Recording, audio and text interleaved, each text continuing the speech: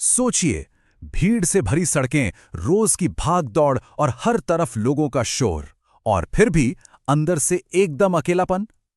आज के इस विश्लेषण में हम इसी अनुभव पर चर्चा करेंगे। हम बड़े शहरों में लगातार बढ़ते हुए इस अकेलेपन, जिसे अर्बन आइसोलेशन कहते हैं, उसके पीछे छिपे सामाजिक और प्रणालीगत कारणों की गहराई में जाएंगे। चलिए शुरू करते हैं। एक करोड़ों की आबादी वाला शहर किसी एक व्यक्ति को बिल्कुल अकेला कैसे महसूस करा सकता है? ये एक ऐसा सवाल है जो हाल ही में एक वायरल ऑनलाइन चर्चा के केंद्र में रहा। कुछ व्यक्तिगत किस्से कहानियों से शुरू हुई ये बात अब एक राष्ट्रीय बहस का रूप ले चुकी है। आखिर ऐसी क्या बात है इन बड़े शहरों में जो इंसान आसपास इतने लोगों के होते हुए भी खुद को इतना अकेला पाता है? इस अकेलेपन के विरोधाभास यानी इस पैराडॉक्स को समझने के लिए हम सबसे पहले इंसानी अनुभव को देखते हैं। बेंगलुरु का उदाहरण लेते हैं, क्योंकि वहां से हाल ही में ऐसी कई भावनात्मक कहानियां सामने आई हैं। एक रेडिट यूजर ने, जो एक टेक प्रोफेशनल हैं, अपना दर्द बहुत ही प्रभावी ढंग से बयान किया। उन्होंने लिखा, भले ही मैं रोऊं, हंसूं या चिल्लाऊं, कोई ध्यान नहीं देगा। मुझे लगता है जैसे मैं एक भूत हूं। सोचकर देखिए, ये शब्द उस अस्तित्वगत डर, उस एग्जिस्टेंशियल ड्रेड को कितनी अच्छी तरह दर्शाते हैं, जहां एक भरी पूरी पेइंग गेस्ट अकोमोडेशन में रहकर भी कोई इंसान खुद को बिल्कुल अनदेखा महसूस करता है। और यही भावना लिंक्डइन पर भी एक बड़ी चर्चा का विषय बन गई। कुब्बन रीड्स के संस्थापक हर्ष स्नेहांशु ने एक बहुत ही सटीक बात लिखी। उन्होंने बताया कि बेंगलुरु हर समय कुछ ना कुछ करने को देता है, लेकिन वहां शांति से देखने या ठहरने के लिए कुछ नहीं है। उन्होंने इसे अपने अनुभव का सबसे अकेला शहर बताया, जिसने शहर के इस भावनात्मक खालीपन पर एक काफी बड़ी बहस छेड़ दी। और अगर आपको लगता है कि ये सिर्फ नए आए लोगों की समस्या है, तो ऐसा नहीं है।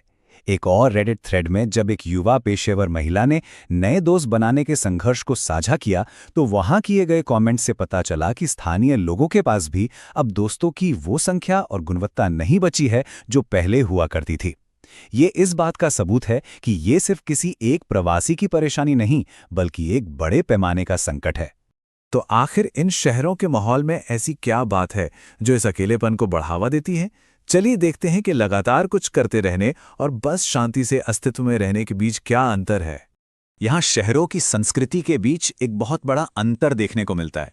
एक तरफ मुंबई का अनंत समुद्र या दिल्ली की ऐतिहासिक इमारतें लोगों को शांति से अकेले बैठने और आराम से सोचने विचारने का ठिकाना देती हैं। वहीं दूसरी तरफ बेंगलोर जैसे शहरों का माहौल लगातार चर्चा और फोर्स्ड सोशलाइजेशन की मांग करता है, चाहे वो पब्स हों, कैफेज हों या ब्रूअरीज। यहाँ सबसे ध्यान देने वाली बात यह है कि लगातार बिजी रहने की ये जो संस्कृति है ना, ये असल में एक मास्क की तरह काम करती है। ये अंदर के खालीपन को छिपाती है। चाहे वो पब हॉपिंग हो, वीकेंड गेटअवेज हो या लगातार रीडिंग और रन क्लब्स में हिस्सा लेना हो, ऊपर से भारी ट्रैफिक की वजह से अचानक दोस्तों से मिलने का प्लान बनाना लगभग असंभव हो जाता है। ऐसे शांति वाले स्थानों की कमी, जहां इंसान बस घूम सके या बिना कुछ किए ठहर सके, व्यक्ति को अपने ही विचारों के साथ सहज होने से रोकती है। आइए अब इस मुद्दे को थोड़ा और गहराई से देखते हैं और समझते हैं कि ये व्यक्तिगत अनुभव भारतीय समाज में हो रहे बड़े डेमोग्राफिक्स बदलावों से कैसे जुड़ा है। 70%, जी हाँ, 2011 के सेंसस डेटा का एक एकेडमिक विश्लेषण एक चौंकाने वाला आंकड़ा पेश करता है। भारत के 70% परिवार अब न्यूक्लियर फैमिलीज यानी एकल परिवार बन चुके हैं। एक वक्त था जब संयुक्त परिवार आम बात थी, पर अब ये छोटी इकाइयां उनकी जगह ले रही हैं। आखिर ये सामाजिक ढांचा बदल क्यों रहा है? इसके पीछे कई बड़े कारण हैं। तेजी से होता शहरीकरण, काम के लिए लोगों का पलायन, लगातार महंगी होती जमीन और किराया। इसके अलावा छोटे परिवार, प्राइवेसी की बढ़ती चाहत और बदलते हुए जेंडर नॉर्म्स। ये सारे स्ट्रक्चरल बदलाव साबित करते हैं कि अकेलेपन की ये शिकायत किसी इंडिविजुअल की असफलता नहीं है, बल्कि हमारे बदलते हुए आधुनिक भारतीय सपने का ही एक नतीजा है। और अगर हम अकेले रहने वालों की संख्या देखें, तो उसमें भी भारी इजाफा हो रहा है। सिर्फ एक दशक यानी 10 साल के भीतर भारतीय शहरों में अकेले रहने वाले परिवारों की संख्या 35% तक बढ़ गई है। भले ही राष्ट्रीय स्तर पर अकेले रहने वाले अभी सिर्फ 3.7% है, लेकिन बड़े शहरी केंद्रों में ये बहुत तेजी से बढ़ता एक ट्रेंड है। इसमें काम की तलाश में आए युवा और उम्रदराज लोग दोनों ही शामिल हैं। अब जरा उस एकेडमिक रिसर्च की तरफ चलते हैं जो अकेलेपन की इन भावनाओं को ठीक से परखती है और इस पूरे अलगाव यानी एलियनेशन के समाजशास्त्र को समझाती है। International journal of advance research के ये पीर रिव्यूड पेपर हमारे इस विश्लेषण को सोशल मीडिया की बहस से आगे ले जाता है। ये पेपर इन अकेलेपन और शहरी मानसिक स्वास्थ्य को समझने के लिए एक ठोस साइंटिफिक फ्रेम पेश करता है। चलिए देखते हैं इसमें क्या बताया गया है। यहाँ एक सबसे महत्वपूर्ण कॉन्सेप्ट है समाजशास्त्री एमिल डुर्कहाइम का अनोमे। इसे ऐसे समझिए कि ये एक ऐसी स्थिति है जहां सामाजिक मूल्यों के कमजोर होने पर पूरा समाज बिखरने लगता है और एक तरह का नैतिक भ्रम पैदा होता है।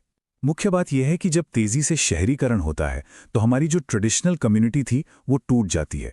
साझा पारिवारिक नेटवर्क की जगह शहर की एक अजीब सी गुमनामी ले लेती है। इसके साथ ही एलियनेशन यानी अलगाव की मार्क्सिस्ट थ्योरी इस समस्या पर एक अलग ही प्रकाश डालती है। इसके मुताबिक तेजी से ग्लोबल होते इन पूंजीवादी शहरों में लोग अपने ही काम से, अपने आसपास के समुदाय से और यहां तक कि खुद की क्षमताओं से बिल्कुल अलग थलग हो जाते हैं। ये थ्योरी बिल्कुल साफ करती है कि क्यों एक शानदार आईटी हब में काम करने वाला पेशावर एक ही समय पर एक भूत की तरह बिल्कुल इनविजिबल और अपनी ही दुनिया से कटा हुआ महसूस कर सकता है। तो आखिर एक आधुनिक शहरी प्रवासी यानी मॉडर्न अर्बन माइग्रेंट की रोजमर्रा की जिंदगी होती कैसी है, आइए देखते हैं। अगर हम भारतीय परिवारों के सफर को देखें तो एक बहुत ही दिलचस्प बदलाव नजर आता है। अतीत में क्या था? लोग बड़े संयुक्त परिवारों में एक साथ रहते थे। वर्तमान में क्या हो रहा है? युवा अपने घर छोड़कर आईटी कॉरिडोर्स की तरफ माइग्रेट कर रहे हैं और टेम्पररी हॉस्टल्स या को लिविंग स्पेसेस में दिन बिता रहे हैं।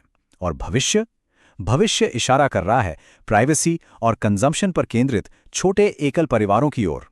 ये उन लाखों पेशेवरों की यात्रा का नक्शा है जो आर्थिक अवसरों के लिए अपना सब कुछ छोड़कर शहर आते हैं। लेकिन यहाँ इस आज़ादी का एक बड़ा विरोधाभास या पैराडॉक्स भी छुपा है। देखिए, अकेले रहने से लोगों को खुद को जानने का मौका जरूर मिलता है और ये दो पीढ़ियों के बीच होने वाले टकराव से भी बचाता है। लेकिन इसके बहुत भारी भावनात्मक ट्रेड ऑफ्स हैं। जब आप फिजिकली लोगों के आसपास नहीं होते तो डिजिटल कम्युनिकेशन पर निर्भरता बहुत बढ़ जाती है। इससे इंसान अकेलेपन का शिकार जल्दी होता है और सबसे बड़ी बात, अचानक किसी बीमारी या संकट के समय देखभाल का सारा बोझ उस अकेले व्यक्ति पर या फिर किसी पेड लेबर पर आ जाता है। यानी अकेलेपन का चुनाव आज़ादी तो देता है पर इसकी कीमत काफी बड़ी होती है। और इस विश्लेषण के अंत में ये आखिरी पर सबसे जरूरी सवाल सामने आता है, क्या हमारे आधुनिक शहरों का निर्माण समुदाय यानी लोगों के जुड़ाव के लिए किया जा रहा है या इनकी बुनियाद सिर्फ पूंजी और काम है? ये सवाल हम सबको ये सोचने पर मजबूर करता है कि क्या इन तेजी से बढ़ते हुए शहरी ढांचों को एकदम नए सिरे से डिजाइन करने की जरूरत है ताकि लोगों के बीच संपर्क और समुदाय की उस मानवीय जरूरत को जिंदा रखा जा सके। इस चर्चा में शामिल होने के लिए धन्यवाद।